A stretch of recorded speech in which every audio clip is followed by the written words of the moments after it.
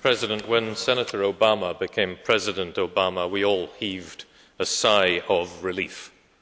The axis of evil, regime change, the war on terror. European citizens yearn to see those euphemisms consigned to history, along with the people who invented them. But breaking with the past and reverting to the rule of law take guts and grit. So I congratulate the new President. He was right to condemn waterboarding as torture, right to call a halt to the flawed military trials at Guantánamo Bay, and right to signal his determination to close the camp completely within a year. And I welcome the assurance of the Council Presidency today that the US has now disowned all the squalid practices that have tarnished its government over recent years, including torture in third countries and extraordinary rendition, to put an end to the axis of illegality. But Europe cannot stand back and shrug its shoulders and say that these things are for America alone to sort out.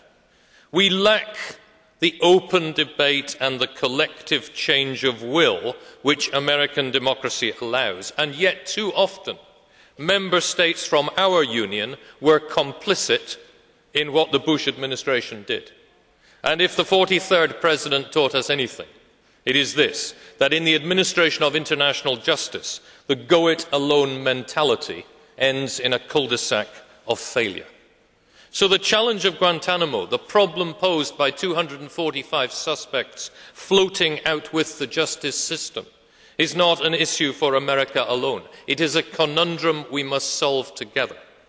The United States must prosecute suspects where sound evidence exists and in accordance with the rule of law. America must free those suspects against whom there is insufficient evidence and defend them if they would likely face torture at home.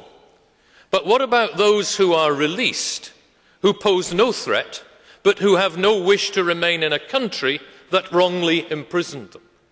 If asked, should not Europe offer those few citizens the rights and freedoms that no other country will? We cannot forever balance the Council's assertion that it's for individual member states to decide with the Council's stated desire for a coordinated European position. Europe has to speak with one voice and play its part in ending this affront to justice. Many of us have criticised America in the past for its failure to work with others. We were right to do so. But our help may now be sought, and we would be wrong to say no.